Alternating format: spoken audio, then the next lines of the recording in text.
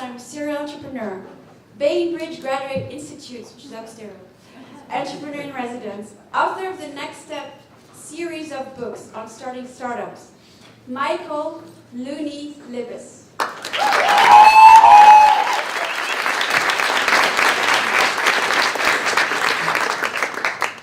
Well, thank you all for coming here tonight. It's a big crowd.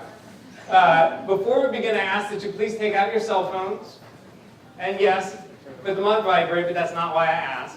I ask because what I want you to do while we're up here on stage is to join in, to text, to tweet, to take pictures. And when you do that, please put the hashtag Fledge on each one so we can find it tomorrow and continue the conversations.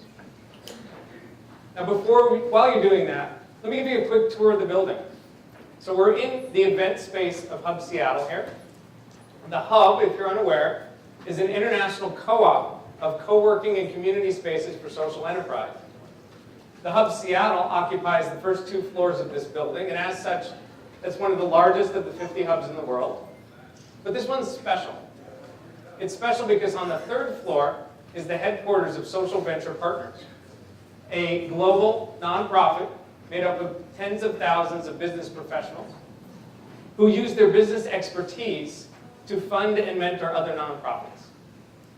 And then on the 4th floor is the headquarters of the Bainbridge Graduate Institute, a 10-year-old accredited business school, first in the world to teach a sustainable MBA. But that's not all. This is also the home to Ashoka Seattle, to United Seed Fund, Elevar Equity, Slow Money Northwest, Northwest Entrepreneur Network, and dozens of other companies. And for the past 10 weeks, this floor right here has been the home of Fledge. And when you add this all together, this becomes the highest concentration of social good on the planet.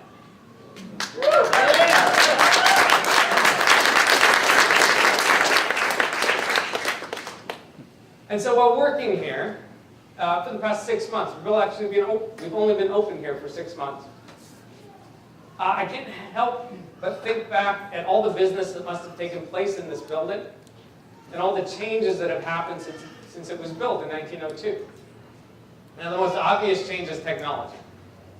So while it's true that today we live in a time where technology is adopted faster than ever, if you think about the changes that took place in the beginning of this century versus the beginning of the 19th century, there's no context. Did you know that in 1902, less than 5% of American homes had electricity? Less than 10% had telephones. Few had running water. Few had central heating. Back in 1902, a movie was 5 minutes long. No one had listened to the radio. It was still a year before anyone flew in an airplane. Now, in economic terms, the per capita GDP average, which means the total output of all American companies divided by the total number of Americans, back in 1902 was just $6,300. In modern times, that's equivalent to China today, which is somewhere between Turkmenistan and Peru, right, all in today's dollars. And between then and now, that GDP average has grown 7-fold.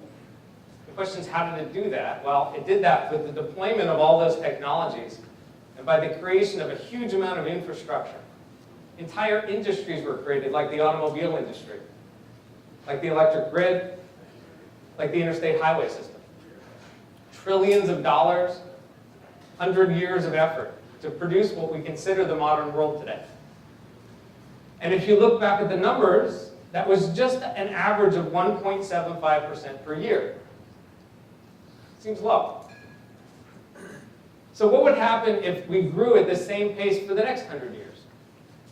Well, it turns out that GDP average would grow another 7-fold, and we'd be sitting at $300,000 per person, which seems pretty good for our grandkids and our great-grandkids. But if you look out another 100 years, it grows 7-fold again, and that grows to $2 million. It starts to look a little weird. If you take it another 200 years out, same growth rate, 1.75%, it gets to $100 million per person. And if this building and the civilization lasts 1,000 years, which would be great, and it grew at that same rate, we would be looking at $1.2 trillion per person. And that's just preposterous. So what's wrong? What's wrong with the story? Well, The numbers are right, and I checked the Excel spreadsheet.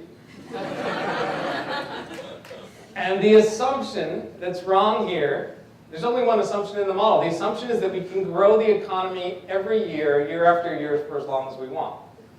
The flaw is that we think we live in a sustainable system, and it's not sustainable. And that's slightly disturbing, but what really disturbs me is that every day on CNBC, in the Wall Street Journal, and the New York Times, they talk about the fact that we need to grow the economy.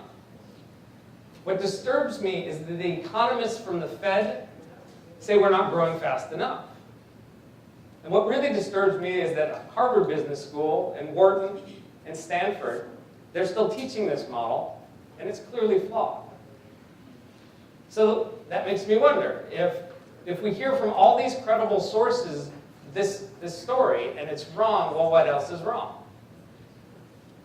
And there's a lot. But I'll just talk about one more, and that's purpose. As in, what is the purpose of business? We're here to talk about business. And what you hear from these sources is that the purpose of business is to maximize shareholder value. And that, too, is false. It's never been true. It never will be true. And what may surprise you is that neither Congress nor any state in this country have ever passed a law saying that this is the true purpose of business. So what is it? Well, here at Fledge, upstairs at BGI, we teach that what you need to do to start a business is to bring something to the market that customers will buy. Because if you don't have any customers, you don't have any revenues. And if you don't have any revenues, you don't have a business. You don't have a business being in business. And unfortunately, it's not that simple, because any company of any size has employees, and they don't work for free. And so in order to satisfy those customers, you need to satisfy those employees. And those employees and those customers come from some community. And if you are harming that community in any way, if you're polluting them, if you're blowing up, something else in the news, then all you're doing is creating shareholder liabilities instead of shareholder values. And so I'll tell you, the true purpose of business is to bring something to market that your employees want to sell to people in the community. And that's it. And if you do that, then you create value that you can share with your shareholders. And what's really exciting is that over 12 states have now passed laws stating that this is the purpose of business. Well, here in Washington, they're called social purpose corporations. We have a few in the room tonight, and we support those wholeheartedly, but we go one step further. So here at Fledge, we work with conscious companies, companies that aim to do good in the world while doing business. So tonight, you're going to hear the visions of 8 such companies, companies with such diverse impacts as global health and our local living economies. You're going to hear from a company that's going to clean the rivers of India, and a company that's going to clean us at our own homes. You're going to hear from a company that's redefining local and local food, and you're going to hear from numerous companies that are taking philanthropy and volunteerism and making them effective. With that, I am very glad to give you the Winter 2013 Fledge.